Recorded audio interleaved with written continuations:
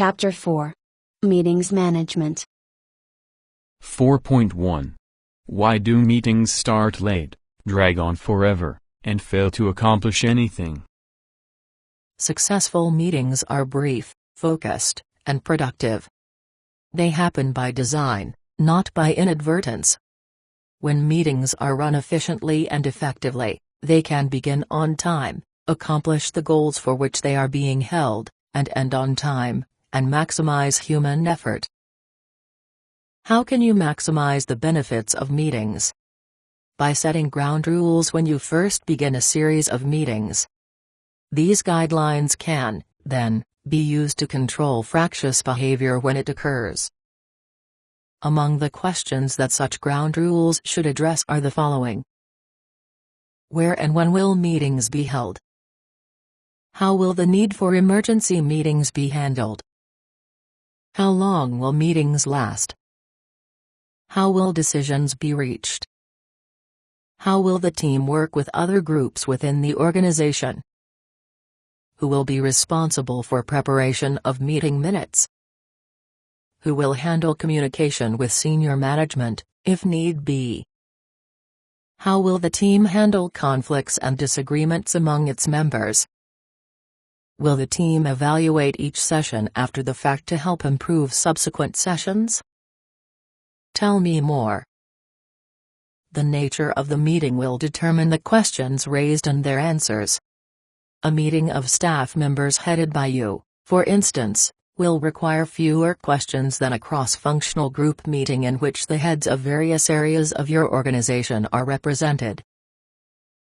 When you serve as meeting leader or chair, it's your task to work with participants to set the ground rules. To stimulate discussion, you might come with some questions prepared in advance. For instance, you might ask, what was a major problem with the last meeting you attended? What could we do to avoid that problem this time? Or, how can we be sure that we stay focused on the agenda? Or, what will enable us to manage the discussions without over-controlling the flow of ideas or information? Don't prepare the ground rules on your own. Even if you are meeting with your own employees, and you have every right to set the operating rules for the group, the participants are more likely to follow the rules if they had a voice in their creation. When attendees help write the meeting guidelines, there is greater commitment. Members who don't follow the ground rules are likely to feel group displeasure, which for many is worse punishment than any one-on-one criticism from you. Here are some sample ground rules.